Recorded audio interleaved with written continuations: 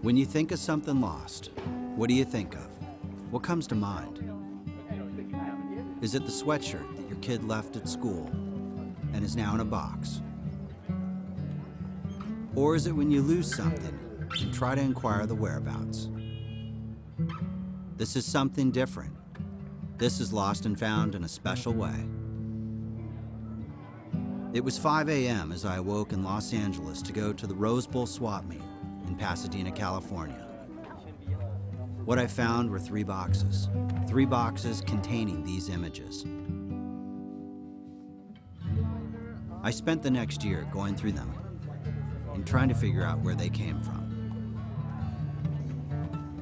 The following year, I traveled to the North Shore of Hawaii, and this is where the story begins.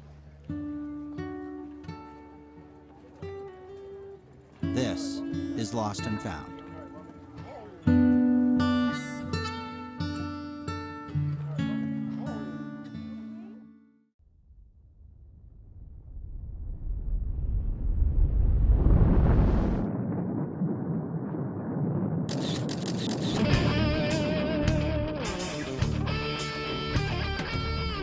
It was the 1970s on the North Shore of Hawaii. The surfing world was blowing up. I had seen these images before when I was 14 years old, being published in the magazines.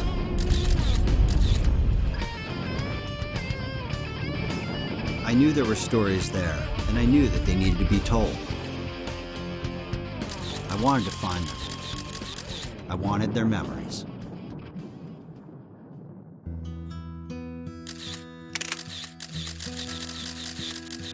I started to scan the images, and then I realized what they were. They had come from some of the best photographers of Surfing Magazine. I started emailing and tracking guys down and was getting great responses back. I then built books of proof sheets and headed to the North Shore.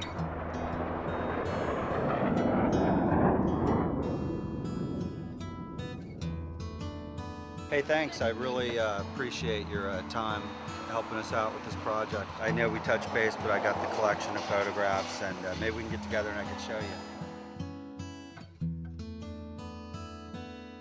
The work was some of the best photographers shooting the best surfers in the best conditions.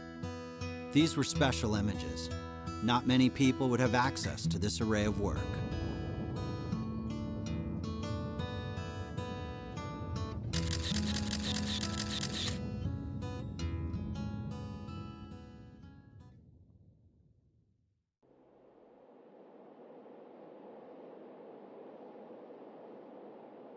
'73, I was dreaming about Hawaii. '74, I graduated from high school. That summer, got my first job shooting pictures of tourists in Waikiki for $10 a night. It was hard work, but great.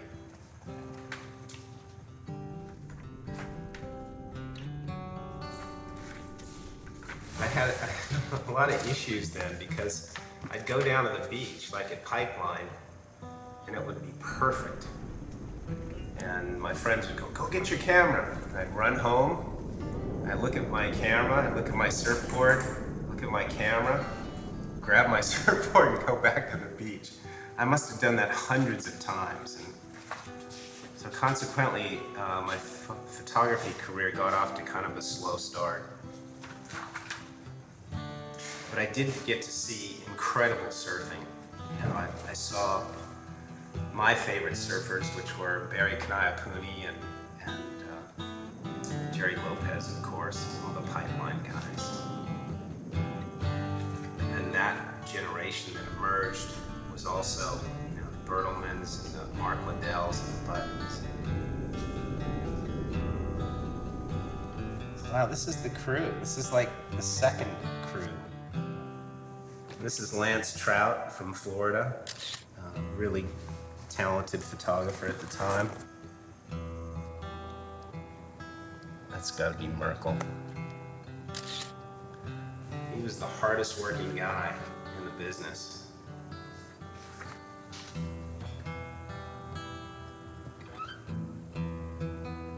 I actually made Super 8 movies first, And then I went to Surfing Magazine to get a review. Here's that photo.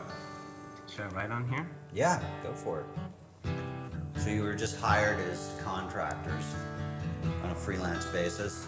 Yeah, the deal was I went in there to show my Super 8 movie, and I got to meet the guys at the magazine. That was incredible, for a kid to walk into Surfing Magazine and meet the sort of the architects of the media side of surfing, and I was kind of blown away by that whole process. But during my screening at Surfing Magazine, and it was really cool. You'd walk in there and the whole magazine would shut down and you'd show them your movie. So for an hour or hour and a half, the whole system just stopped. But they were doing magazines once every 2 months at that time, so it was, there wasn't any deadline pressures, I'm sure. But during that, I met Larry Moore, who was the photo editor at Surfing Magazine. He took me aside after the film and said, have you ever shot stills? I said, yeah, I can shoot stills. And he sort of challenged me because I think what he saw in there was I had some pretty unique water footage of big pipe and stuff. I made a plastic case for my Super 8 camera and didn't know any better and swam around shooting Super 8 movies. I still have one shot of Lopez coming at me and going right over me that is a really beautiful shot. It's one that I love. And it was in the late 70s, probably 77, 78, when I was just getting my legs under me, and I would be the only one out there with a handful of surfers, and watching these beautiful waves, and there was nothing going on the beach. It was just it was being in Hawaii surfing.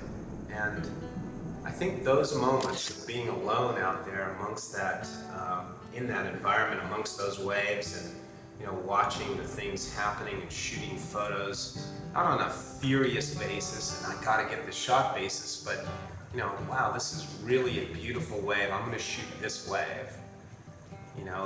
That's a memory that I'm gonna cherish forever, because it's not possible to experience that anymore. It may be on some crazy remote island in the middle of nowhere, but not in Hawaii. I shoot photos to go surfing. It's the only reason I did this, is because I love surfing so much. For me, the vehicle was to shoot photos to go surfing in these places. And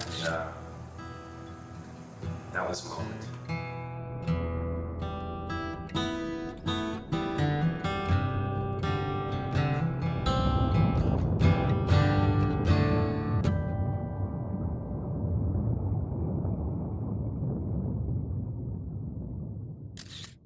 I do know that the images are Larry Moore's.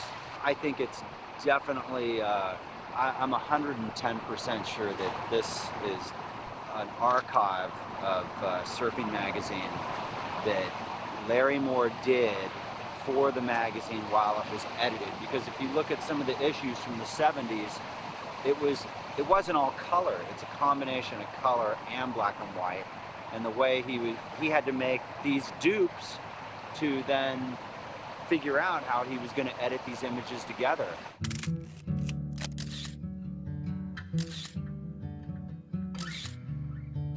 But a lot of times, for me, my work lived in Larry Moore's edit room, and I never saw it. I was perpetually in motion, just shooting and sending and shooting and sending.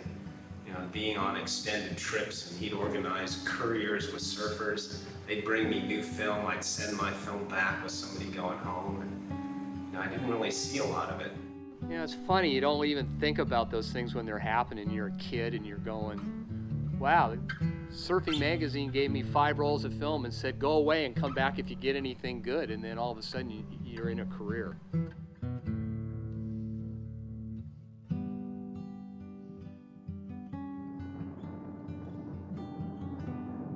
There's so many great surfers, and if you don't see the ink, you never know.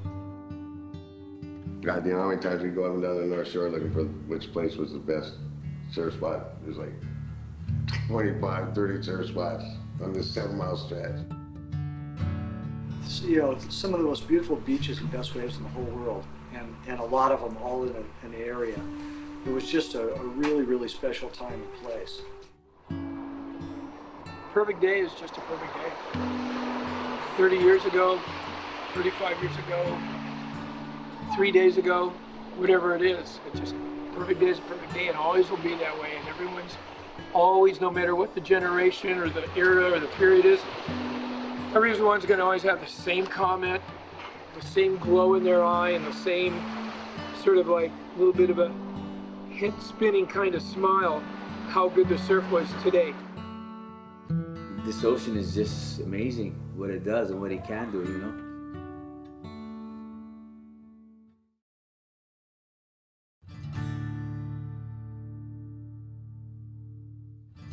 Pipeliner was probably the zenith of the longboard designs, the early period of longboards. And Jock had two of them, a 9.5 and a 9.4. I was riding it one day, it was my turn at Bellsealand, and I was surfing the lefts, and Brewer paddled out. He saw me riding Jock's board, one that he had made Jock, and he offered to make me a board. I was like, yeah. I mean, you know, he was a shaper to the stars. But Reno also wanted to do that too, so we both bought reject Clark foam blanks from Fred Schwartz at Surfline, and we flew over to Kahului, hitchhiked with our blanks. Reno got his board shape, and it was like a 9.6 sleek kind of slimmed down version of a pipeliner, and that's kind of what I wanted too. And then Brewer goes, okay, let's go shape your board. So we went over to the shaping room. My blank was already on the rack. You know, I'd been there all morning waiting for him. And then Brewer gets a saw and cuts like a foot off the nose. You know, the blank was like 10 feet. And then he cuts like over a foot off the tail. And I'm going, wait a minute, RV, I want like a 9.8. And he's going, don't worry about it. I got something in mind, you know. And I'm like looking, and this thing's like, the blank's like really short now. And I'm going, oh man, what are you doing? And he gets a hot dog nose, like the pipeliner nose. He puts that on. And then he gets a full gun tail, pintail, and he puts that on. And we're looking at it going, wow, what the hell's this? You know, and then he cuts it out, and we're looking, I'm going, oh man, that's not what I want. So he finished shaping it, you know, and I'm just scratching my head, and Reno's giggling over in the corner because his board's already done. And it was the first minigun that Brewer shaped, and that went on to become, you know, the prototype for all the shortboards of the beginning of the shortboard era. I mean, if there was a shortboard revolution, that board was the first shot fired. So it's a good thing Brewer cut those 2 feet off. Oh yeah, destiny of what that board was. And you know, I was, you know, very fortunate to be the one that he cut the 2 feet off for.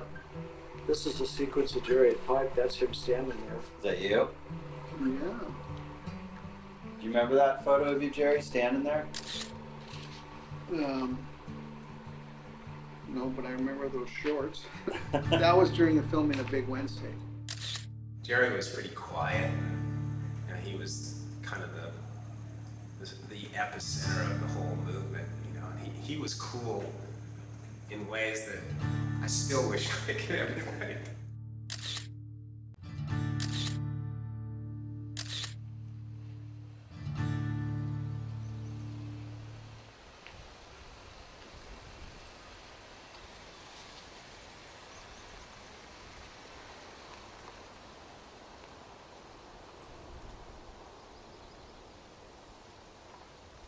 Where are we driving to? We are gonna go up Kamalu Road to my old residence that we moved to in 1979 and just take a look at the house that really became a dream for me and where my surfing evolved at Sunset Beach. And really incredible property, just it's proximity to the ocean, but it's on an acre of land and an old redwood house that was built by Jeff Johnson. And it faced straight out towards the peak at sunset. It just had incredible architecture to it. It was really open. It had huge screens that let the trade winds blow through it. My mom and I just looked at each other and we just went, wow, this is it. We've got to find a way to pull this one off. And my mom was, you know, the courageous entrepreneur of the family. She was the one that took the giant real estate steps. And I knew that when she looked at this house, she had found peace. Tell me about the times, like Thanksgiving times that your parents used to do with all the guys when, you know, they couldn't go home.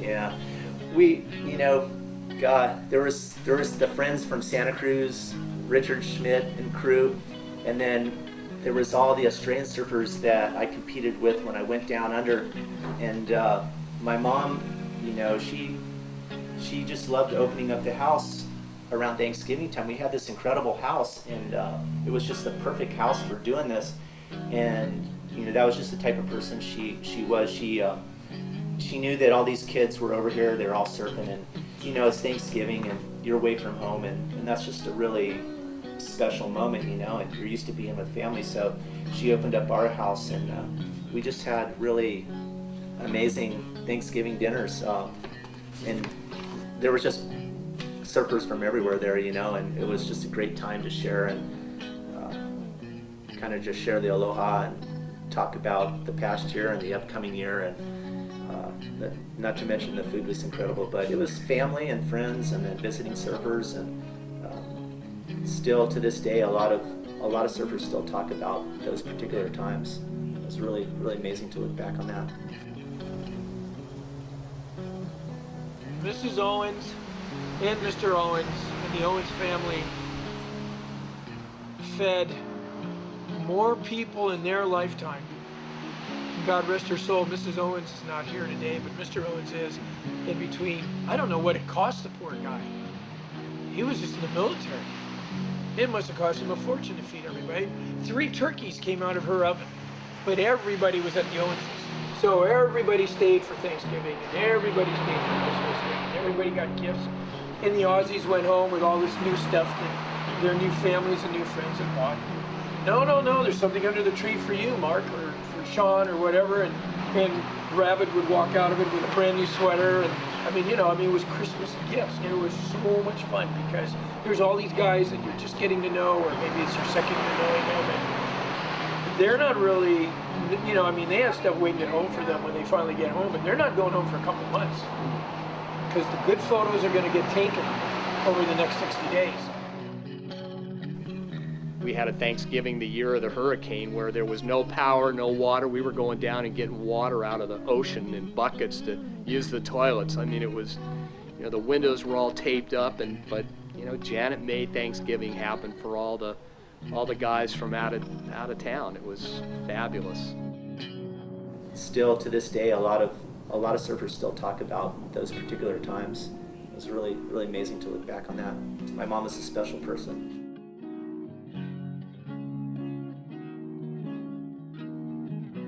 At that particular point, there weren't a whole lot of options. So yeah, the house went up for sale, and it was really the end of the dream.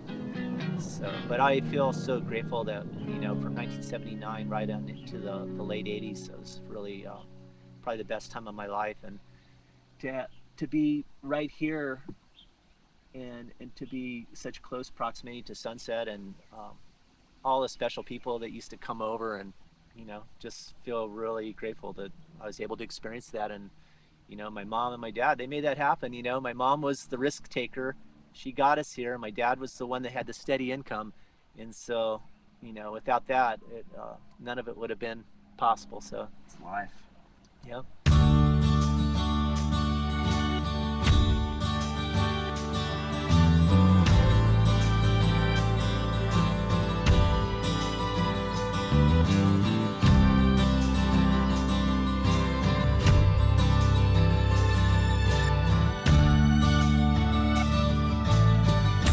As kids, we played in the surf each day.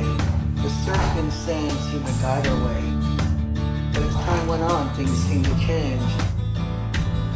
But as we struggled from our broken past, we were thinking all the fun was gonna last. And all of a sudden you see a friend. Because the world is sometimes cold and full of sin. So you think you walked it back alone, back to the beach, we find a bath. Some friends still there, we're a little gray. But we're also glad you found your way. And for the ones that didn't make it, we hope and pray on the other side they find a sunny day. So let's spend more time together. Because here at sunset, it doesn't get much better.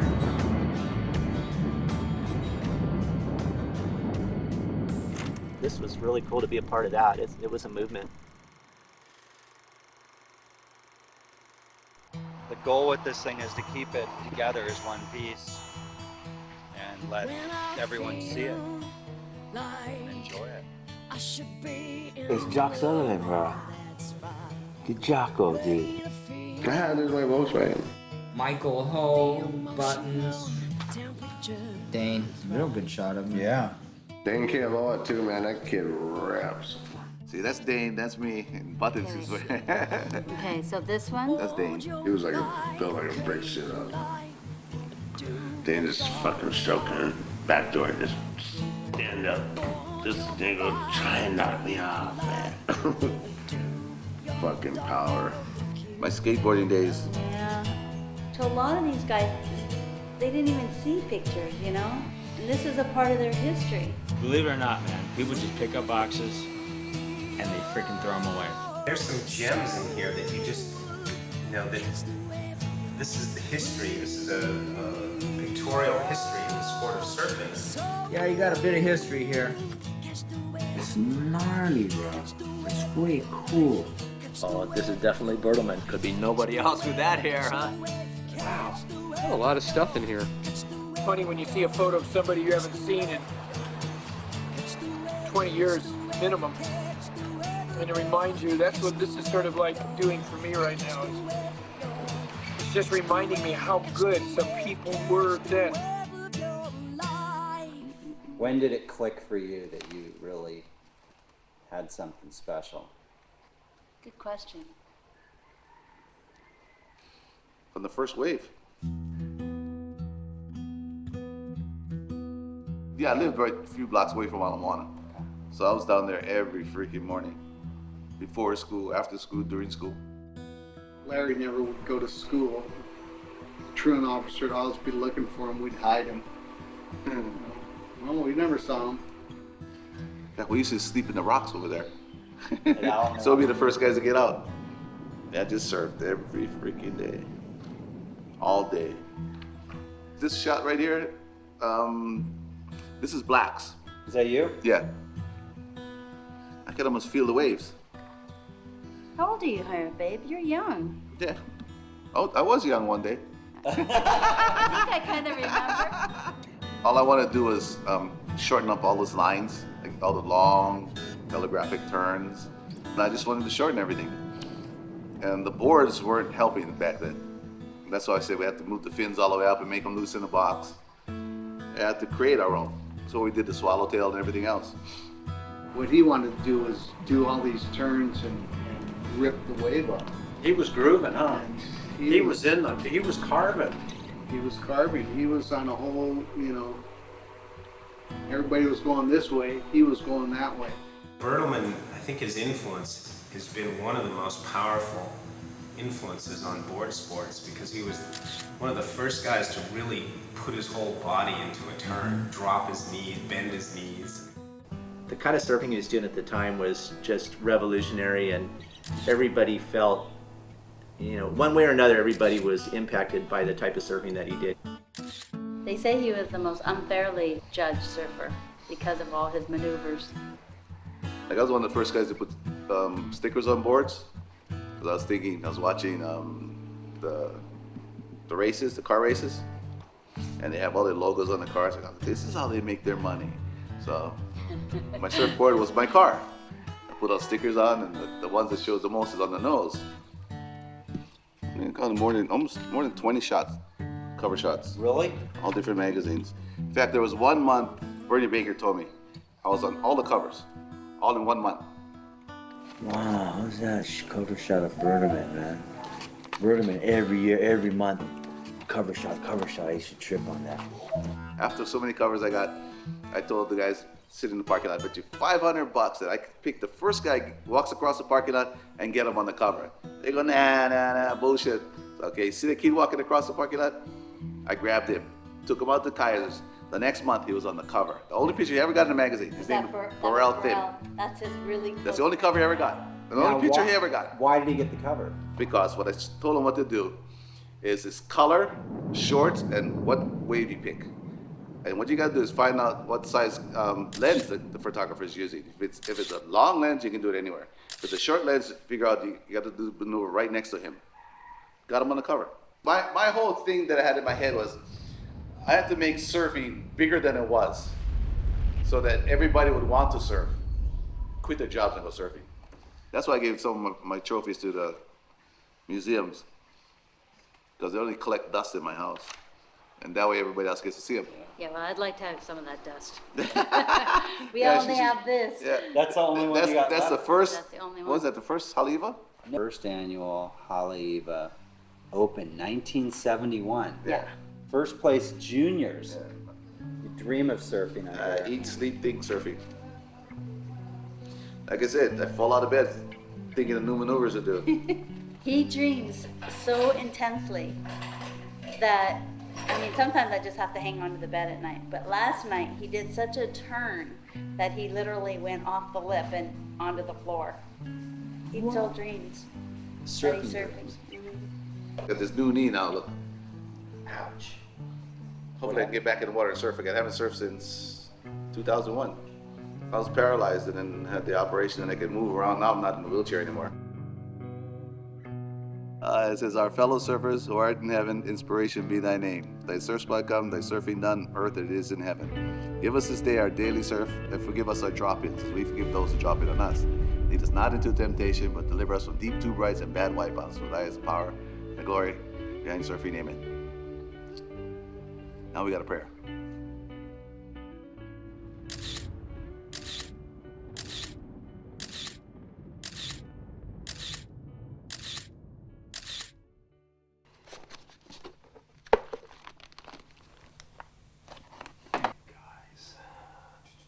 I haven't been in here in a while. When was your first trip to the North Shore? Early 70s, 72, 73 maybe. I'm not sure exactly.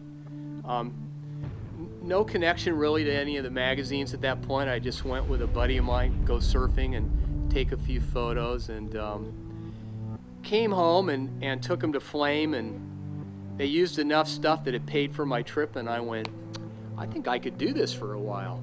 And yeah, a lot of years went by.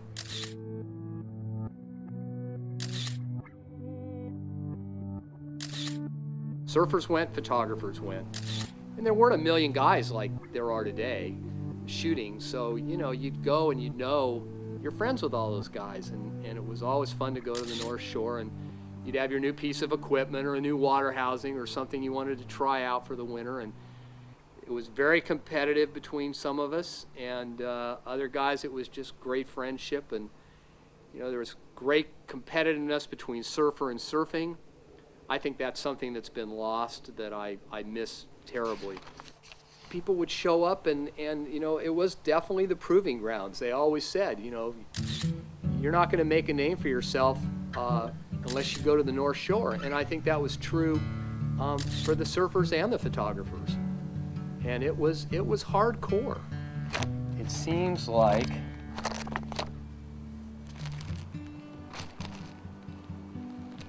there you go. Oh, wow. I can't find this shot. And I didn't realize that I couldn't find it till just recently working on this book project. So this might be an image that's in the book, because this was my first surfing cover of Kevin riding a black Curto at Stockton Avenue. So you don't have that? It's funny, like I said, I did not know that image was gone or missing. I don't think it's gone, but boy, I can't find it. Every time, basically, you'd swim out with a camera, things could change for you. the significance, I think, to a lot of these images, even though they're copies, they exist. Who knows where the originals are?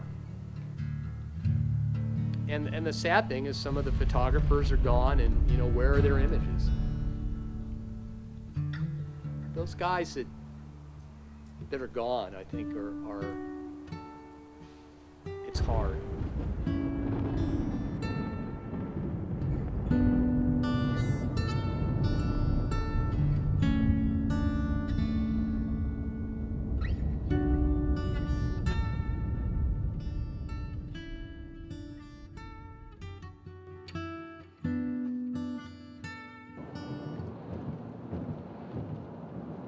Hey Buttons, how are you? I'm good. Yeah, I'm here. All right, I'll be there.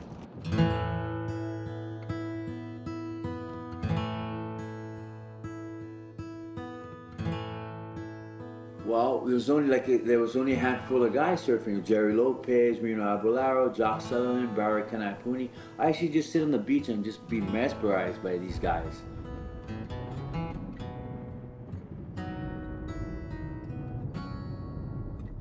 So I used to run away from home a lot. I used to pitch a tent on the beach at Chang's, and my little pots, pans, my little burner. I used to live in a tent. And when the waves would get 20 feet and I'd be away from my tent, the waves would just, I'd come back the next day, my tent's gone. Everything's gone because the 20 footers just washed it away. And start all over again. Buy another tent, get another barbecue, and just live on the beach. That was the era then, yeah. You know what I mean? You know, I never went to school, so that's all I did, skate and surf, run away from school, go to school for lunch, and just get on a freeway and hitchhike to the North Shore. And there was nobody out here. There was no one out here.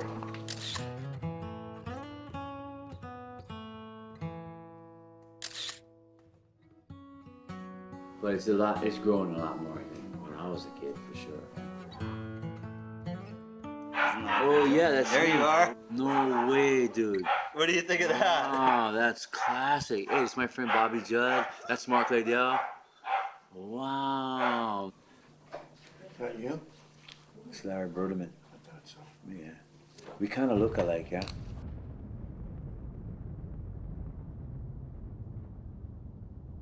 Button surfing sunset with his first days, freaking out. I knew you had it in you, Buttons. We just had to wait. He was my hero when I was a kid growing up, dude. I can honestly say that. You know what I mean? I wanted to be Bertman, but I'm Buttons, so I just was Buttons. I just did my own thing, you know? I took my surfing to another, he took his surfing to another level, so it's all good, you know? But we all look up to somebody. All surfers, I don't care, young or old, they all looked up to someone. Isn't it true? You know? But it's kind of cool now that in our era, they see what we've done back then and they realize, hey, these guys are the creators or the guys that started it all, you know? Which is cool for me, you know? It's like, it's awesome.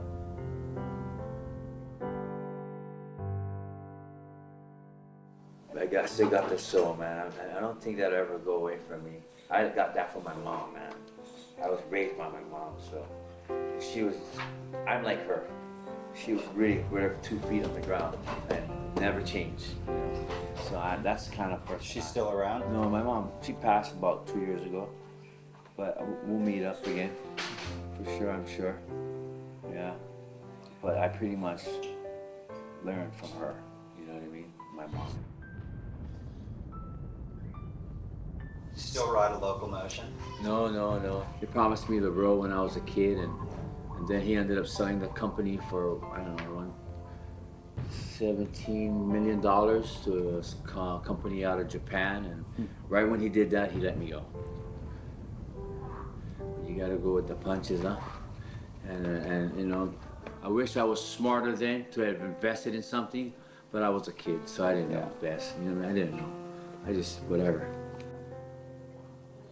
So that's why now I have my own company, and it's called Button Surf School, and I just teach surfing. I get a lot of respect, and I give a lot of respect and the love for the ocean and for the people. You know? I've had my trials and tribulations, But for now, I'm good, you know? We've been through a couple of years now, so I want to stay like this, you know? I think it's what you make of it yourself, for yourself, inside your soul, that makes that person soulful as a surfer.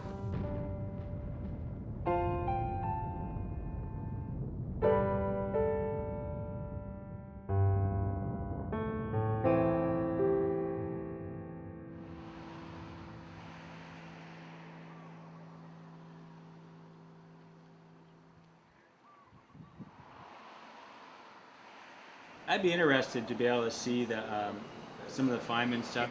If you know where they are, I would love to be able to see which images. What are the years? Well, this is one of the shots that is missing, and that's 1973.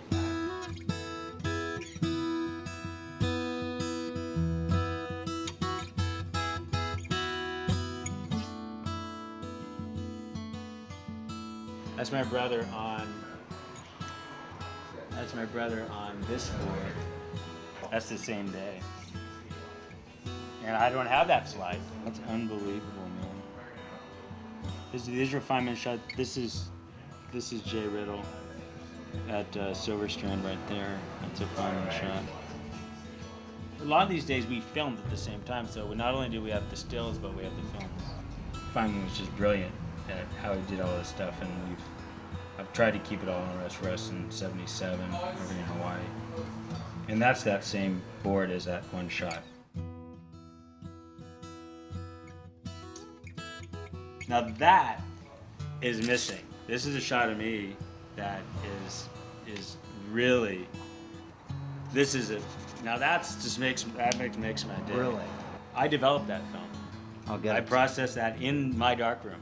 And that's been missing a long frickin' time. I mean, since they printed it. The last time this shot was printed was 73. This is in the first Bing article about, first Bonzer article, 1973. What a joy to see this stuff. It's just what a joy, and you have a great approach to it, and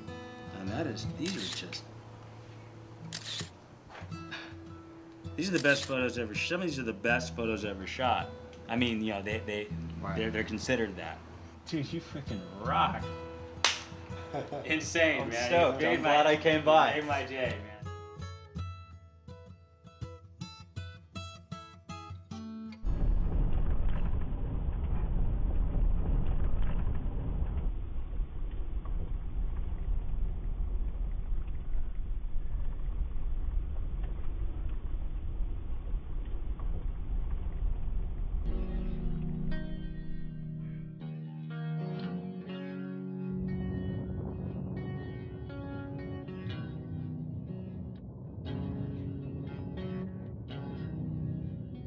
Surfers were bad boys back then. We're bandits, outlaws. I wasn't a bandit, I was an outlaw, but never a bandit.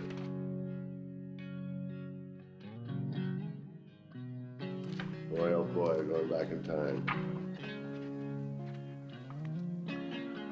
And this is from the backyard at the pipe, man. There should be Jerry and I standing there. There's Jock Sutherland. Oh my God. I live next door to Jock Sutherland. I was on the same surf team as Gerry Lopez. I had Gerry Lopez as my mentor. I mean, how could you not surf the pipe? Really well. You got two Mr. Pipelines taking you under your wing.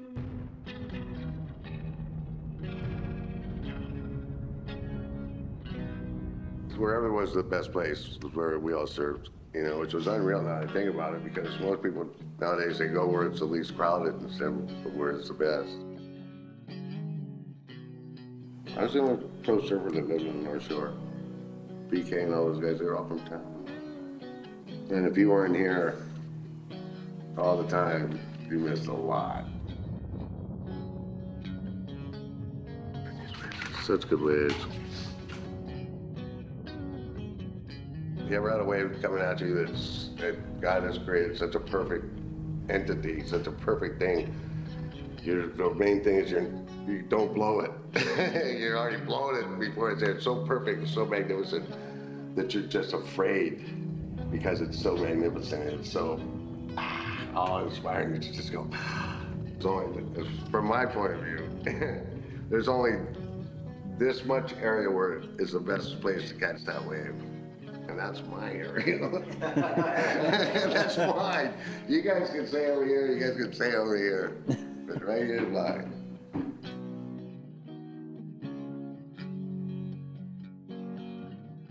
There's Fitzy. Fitzy is too much, man. Good guy.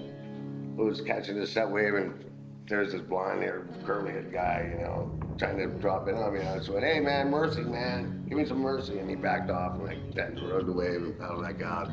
Then the next day came in, and he was on the inside, and I just started dropping it on him. And he looked at me and goes, hey, man, mercy, mercy. And I looked at him and laughed and dropped it on him. I was trying to say I wore blinkers in the water, like horse blinkers, so I couldn't see anybody on either side of me. And basically, if you came to the North Shore and surf and Roy Russell didn't drop in on you, you probably didn't go to the North Shore. I was like my father. My surfboard was my steed, you know, full steed ahead, charge. And he was a brilliant man. And people told me, you know, they've come by and just called me up and just said, are you Roy Russell? Yep. I just called and said that I served with your father, and he's the bravest man I've ever seen in the world. You know, you could get two more diverse occupations of, you know, career military officer and surfer. But you know what? He was stoked. He was really, really proud of me. Now, he would never show it, of course, but he was a brave soul, man.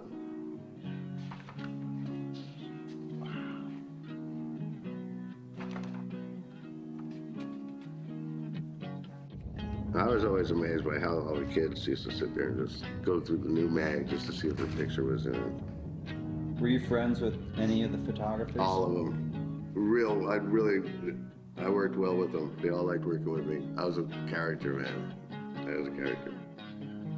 And they're all my good buddies.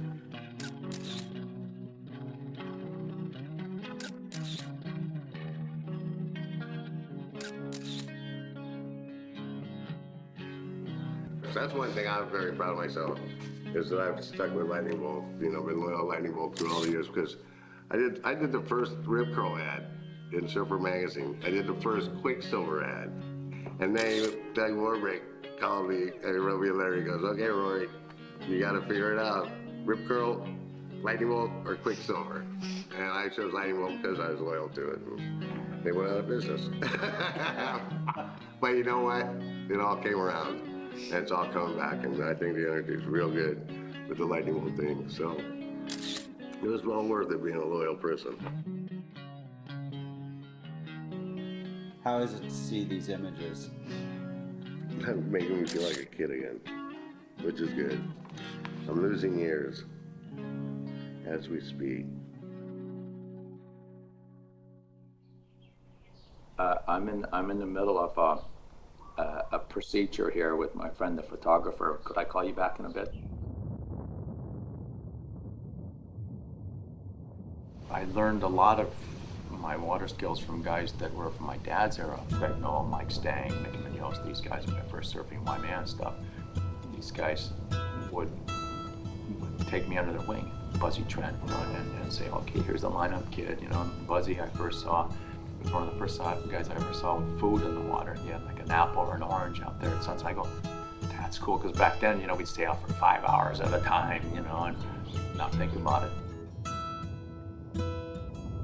Most everybody was a good swimmer, and so our endurance, you know, our stamina was better, I would say in general, than nowadays. Even though guys train a lot, so that's good. But because of the diving, the skin diving we were doing in the summertime, because you know most of us were poor, so we want to get fish to help out the fridge, and these guys would take me under their wing, and so I used to be thankful a little bit about that, but now in retrospect, you know, I realize how fortunate I was to have grown up out here, and it was just, you know, really, really good for me and good for my kids, you know, eventually to have these guys pass on some of their knowledge and give me a little help, you know, when I needed it back then.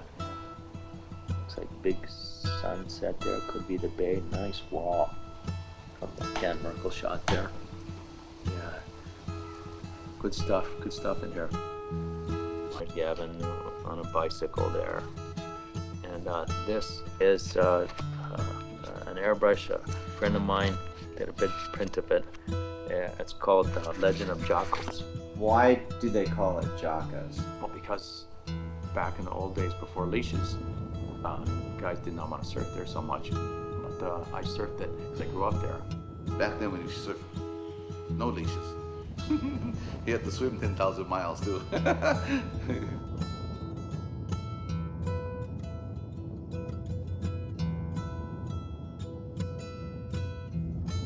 In fact, that's how antiquated I am. I'm calling them leg ropes instead of surf leashes.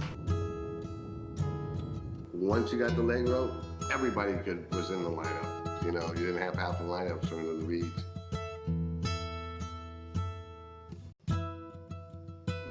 It's a good way Jocos is, but you can, you know, I broke my leg there, and for a year I was gun shy, but it's just a very good fun way to be able to go out with and share with people. In the early 70s, still not too many people were riding it because there's a big reef there, and if you wipe out, either you get rolled across the rocks outside, they're sticking up by the reef, or the board went all the way in and there's no beach, right? So your board would get chewed. I rescued, I think, Joey Baran's board one time, you know, and maybe Mark Kong, you know, Gary Elkerton's board, you know, out there one time. It's just something that you do as a matter of course. You know, something that you grow up with, you know, helping each other out. Back in those days, because we were in good shape, we would be a little more, not foolhardy, but a little more carefree, you know. Yeah, I'm in shape, I can take it, you know, and you get pounded, you know, and, oh, whoa, that was a good one. That pipe, you know, just to kind of see how close to the curl we could get, you know, put our hand up in the curl, you know. Occasionally you get a little too cocky and the curl would warble a little bit and get you in the head. For Jocko is so far advanced, so far ahead of his time, you can tell by his pictures he's in outer space. One of the reasons why I switched foot was because of Jock Sutherland. Jock Sutherland could surf Waimea or Sunset, and I would never know what stance he was, his regular stance. You know, as long as you have resilience, you know, flexibility and confidence in your heart and soul, and the inner enthusiasm that comes with being able to share, you know, be able to get as much enjoyment almost as riding a wave as watching, you know, the other guy get a big wave, you know, cheering them on. Then no reason why you can't surf for a long time. I want to be able to go out and surf Sunset when I'm 70, 75 years old.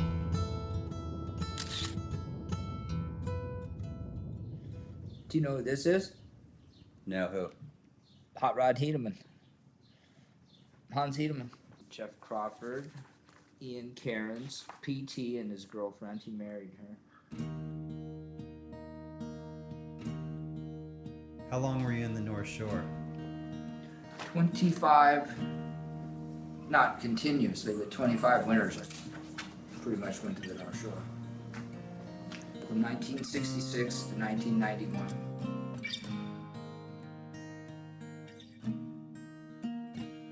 I mean, I would take a trip like for 2 months and I would shoot 150 rolls. Would shoot like, you know, 4 or 5 hours a month. That was me. In my condominium at the Kui Lima. Super 8, just take the viewer, the projector, the rewinds, and the cameras. And the tripod, and you're in business. Well, I didn't work like the rest of the people in life. I don't worry about that other stuff. I just try to surf as much as I can, and stay as healthy as I can. And I got my garden, that's what I eat, so it works good. 1984, that's when I worked for Herbie. 1973, we made Santosha. 1974, Uluwatu. 1975, Downhill Motion. 1977, 78, and 79. It's the Style Masters. I know a bit about editing, direct editing. Once you cut it here, it's cut. You don't have to, there is no more pieces left. Boom, it's original film, it's cut. And then you just keep going, get them all in order and sort of tighten the ends and blah, blah, blah. Next thing finally get that one cut and the whole movie starts to move right along. It's like giving birth to art. That was pretty much the state of the art of any film setup I ever saw. See that? 3 bowl U's, all modified with the flat base. That's a 2.5 fisheye lens. That is the 6 to 66 Schneider lens, and that's the 80 to 200 Nikon ED lens. They all sit right in the case. That sits right here in the case. Anyway, I travel with 3 cameras, 3 batteries, 15 rolls of film, and spare lenses.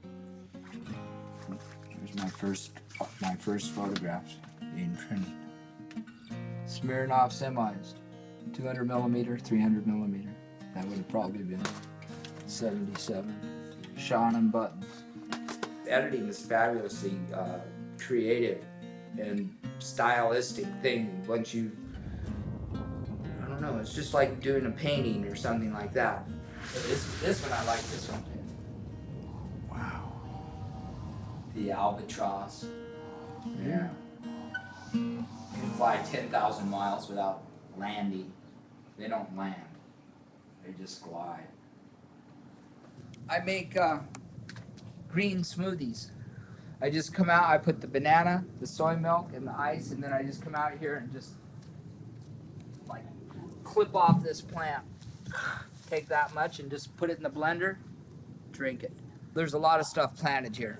Cabbage, there's all kinds of beets, everything. Papayas, there's avocado trees here. Called grazing. No, taste a piece yourself. Tell me that's not like one of the best kind of lettuce that you'd ever want to eat. Arugula. But yeah. Are you hungry? You want a little smoothie? They're called a green smoothie. You know, everybody has a different way they approach it, but I don't have health insurance. I'm over 60. My only health insurance is I'm healthy. First it tastes a little bit dirt, but then when you do it, you go, wow, it sort of feels like I just had an ice cream milkshake or something like that, but you were just drinking chlorophyll. You're drinking liquid sunshine. That is damn good. I've thinned it down to just fucking 10. I feel so alone, alone,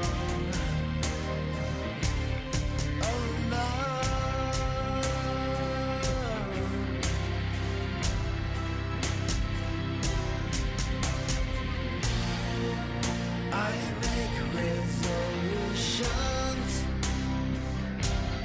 they change from day to day.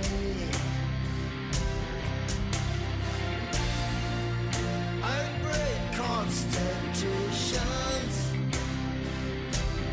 Who cares if I fall from grace?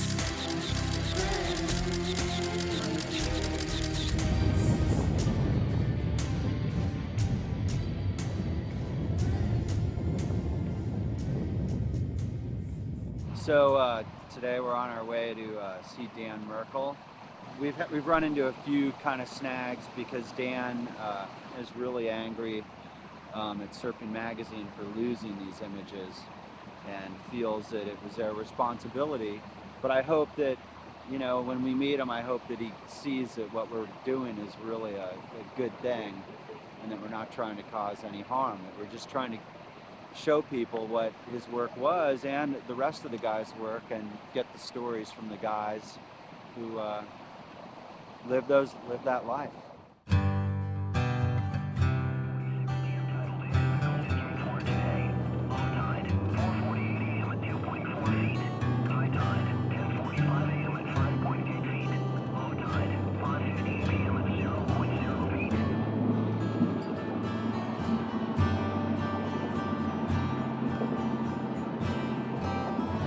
Start taking pictures? 60s. A friend of mine, when I was in the Navy Reserves, got me a Pentax from some guy.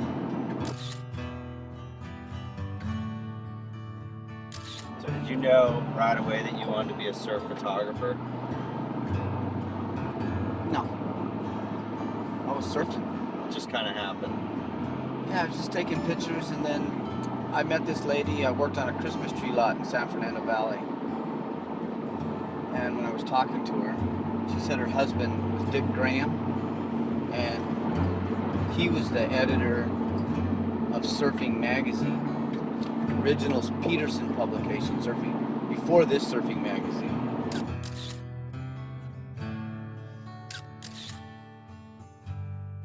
Some people say you were the hardest working guy on the North Shore. I would say so. Without a doubt. Relative humidity 100%. East wind at 9. Wow. Here are some observations around California and western Nevada. It was sunny with a temperature of 44 at Sacramento, 54 at Los Angeles, and 53 at San Diego. It was mostly sunny with a temperature of 22 at South Lake Tahoe and 45 at Surfing Magazine's lost a lot of photos.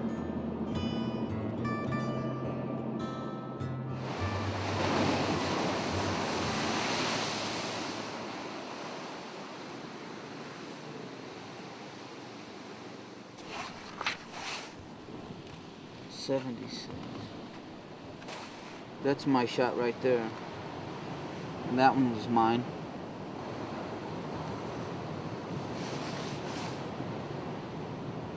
These are mine. Let's mark them. Because I remember shooting this as Sean.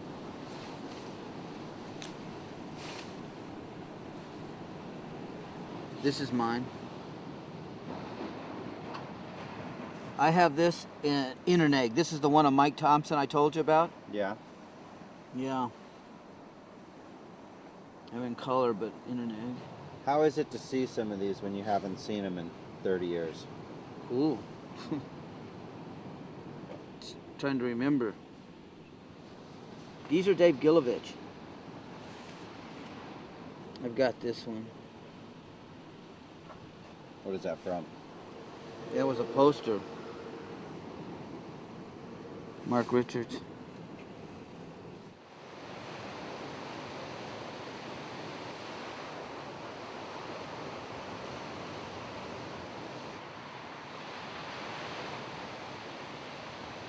I have nothing at Bell's Beach. And these are all mine, so. You have nothing of it? No, I don't have one photo. And that was 34 years ago. Yeah. Now, do you have those? I don't have this. I don't have that.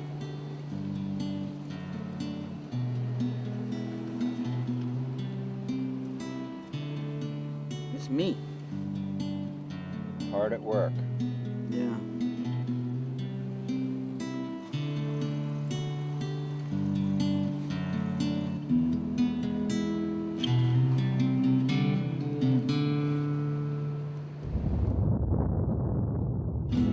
Sometimes we seek the answer. Sometimes we stand in the dark. Sometimes we look. So, what were you going to shoot here today? Here I was going to look for the backwash down along this rock area, and then further by steamers. You get one wave comes up, the roll hits, and then goes back out, and hits the other wave.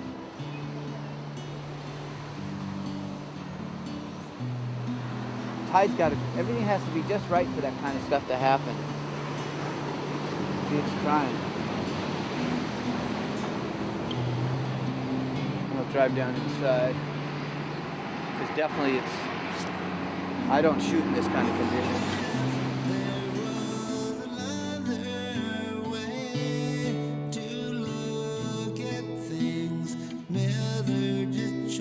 As we left Santa Cruz, Dan was quiet.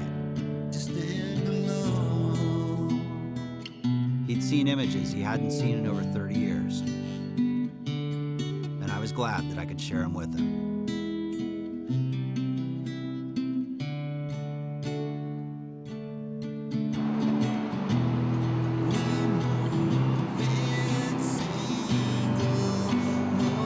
I can't believe I'm just getting the whole trip's done.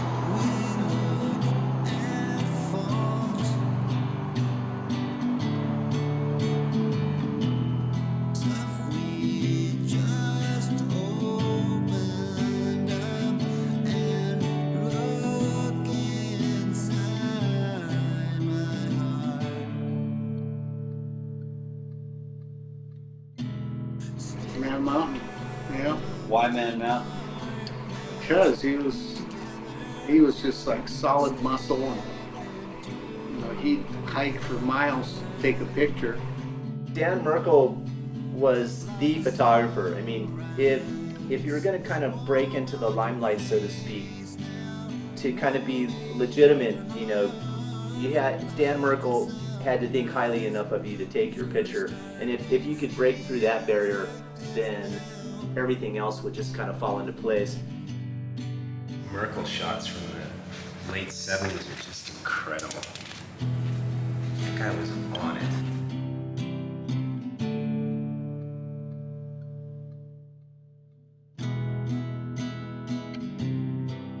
I'm 63. Hey, you never know. One day you're here, you get killed in a car wreck. I mean, I drive everywhere now doing panoramas. You don't know. So I'm trying to get everything into position so my daughter can make money if something happens. Because you never know.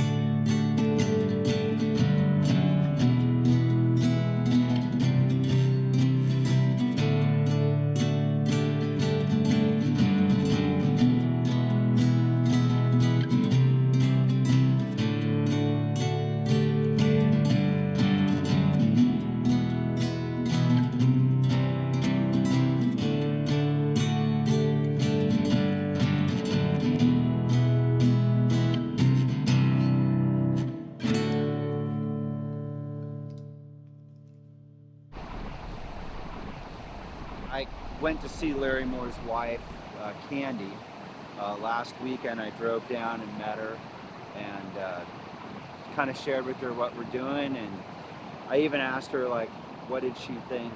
What did she think Larry would think of this project? And she really felt that even though these images are out and maybe I discovered them, I think that she really felt that Larry would really be proud of kind of what we're going around doing. I was in school in Spain, and we traveled Europe for about 3 months, and he ran out of money.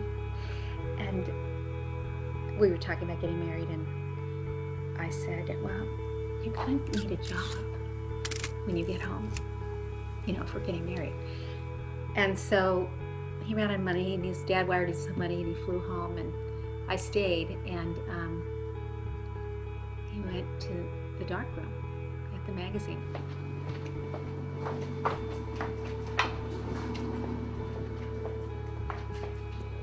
So this was his little workstation, and he had stuff totally everywhere. But those are the volumes that I have. He used a little light box. He'd bring it home at night and sit in the kitchen.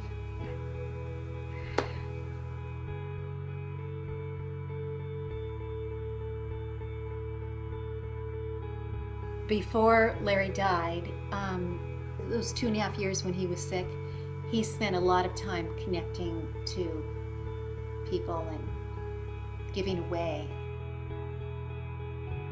There was a little diner in Haleiwa called the Seaview Inn. You'd see these larger-than-life personalities, Not because they were trying to be something, that's just who they were. There was a movement and surfing was just progressing. Wow, this is before anyone even knew about it. They don't understand what they don't have. You've got to definitely get onto Yelovich and the guys that worked at Surfing Magazine, because they're going to give you a big hand on this. You know, the stories are really the best part about all of it.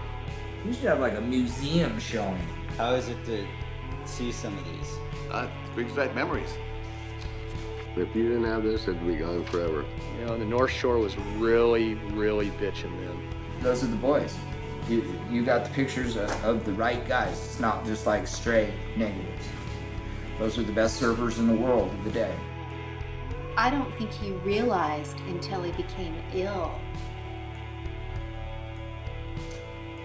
the impact that he had made on the surfing culture. I think we're really lucky to get them back because they were lost, like you said, and you found them, and now we have them. They could have went to somebody that didn't know what they were, or how valuable they were, but that's surfing history right there.